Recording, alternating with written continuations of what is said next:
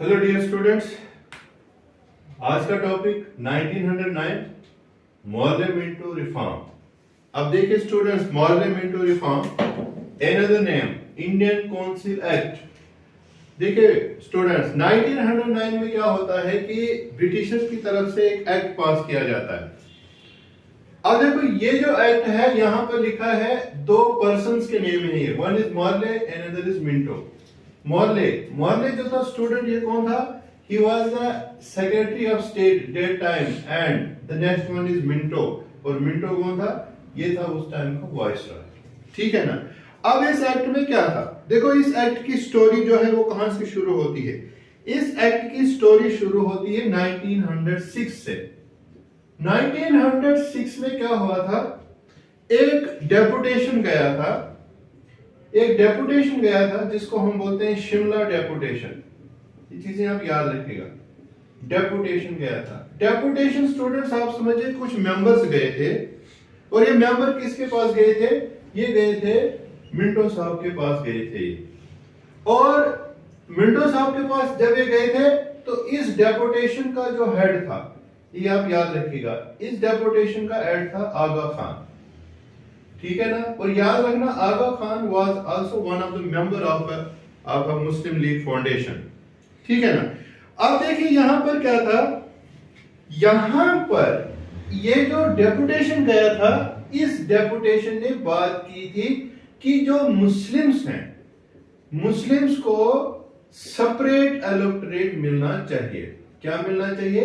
Separate electorate. अब देखिए students कि सेपरेट इलेक्टोरेट का मतलब क्या होता है। सेपरेट इलेक्टोरेट का मतलब है कि जो कैंडिडेट इलेक्शन के लिए खड़ा हो रहा है उसको जो वोट करेंगे, वो वोट करने वाले कौन होंगे? वो भी मुस्लिम ही होंगे। मतलब कैंडिडेट जो है, कैंडिडेट मुस्लिम होगा, कैंडिडेट कौन है? मुस्लिम होगा, और जो वोटर्स हैं वो भी कौन होंगे? वो भी मुस्लिम ही होंगे। ये डिमांड की थी उस टाइम किन्होंने? जो ये डेपुटेशन गया था। उस टाइम जो मिंटो था उन्होंने उस चीज की तरफ ज्यादा ध्यान नहीं दिया।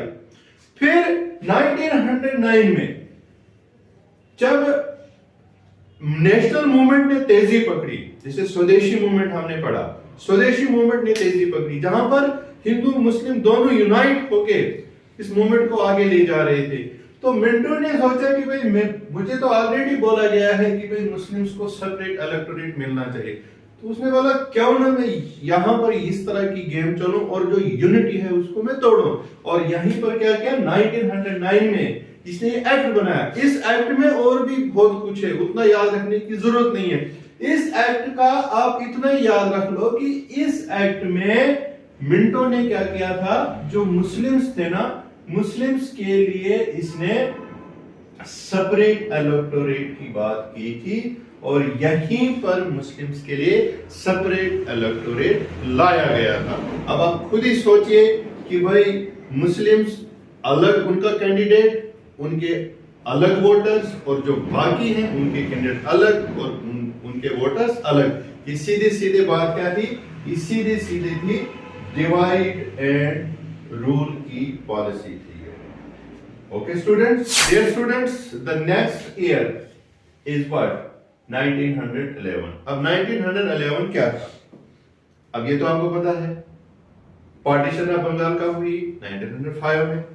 1905 में ही क्या होता है, स्वदेशी मूवमेंट चलती है। स्वदेशी मूवमेंट जो है बहुत सक्सेसफुल रहती है। ब्रिटिशर ने कई तरह के हथकंडे अपनाए, जैसे मैंने अभी आपको पीछे पढ़ाया कि 1909 में हिंदूज और मुस्लिम्स के बीच में गैप पैदा करने के लिए एक एक्ट पास किया गया, वहां पर भी बात नहीं बनी। 1911 में क्या होता है कि जो पार्टीशन ऑफ बंगाल है उसको रिवोक किया जाता है। Revoke means cancel. Partition of Bengal को कैंसिल किया जाता है। ठीक है स्टूडेंट, पार्टीशन ऑफ बंगाल को जब कैंसिल किया जाता है, अब सोचो हमने क्या पढ़ा था कि पार्टीशन ऑफ बंगाल से प्रॉब्लम किसको थी?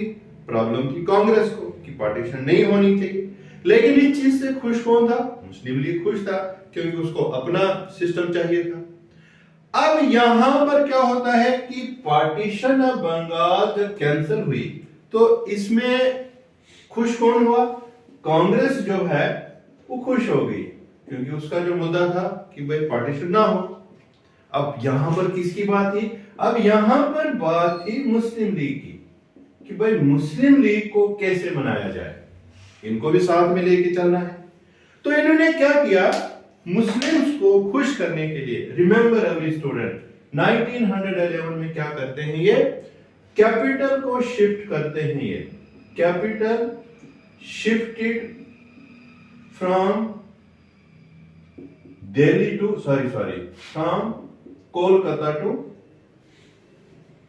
कहां, दिल्ली। कैपिटल शिफ्ट की इन्होंने, कहां से? कोलकाता से दिल्ली। रिमेंबर एवरी स्टूडेंट कि 1911 तक इंडिया की जो कैपिटल थी ना, ये कोलकाता हुआ करती थी। 1911 में इंडिया की कैपिटल क्या बनी है? दिल्ली। अब बात है कि भाई आप अगर कोलकाता से दिल्ली कैपिटल शिफ्ट कर रहे हो, तो मुस्लिम लीग को इससे क्या खुशी होगी? अब एक तरह से आप कहिए कि ये एक रिझाने की कोशिश थी कि भाई मुस्लिम लीग को ये बताना, या मुस्लिम्स को ये बताना है कि भाई दिल्ली है, ये किसी टाइम मुस्लिम ग्लोरी रहा है, मुस्लिम्स की शान रही है।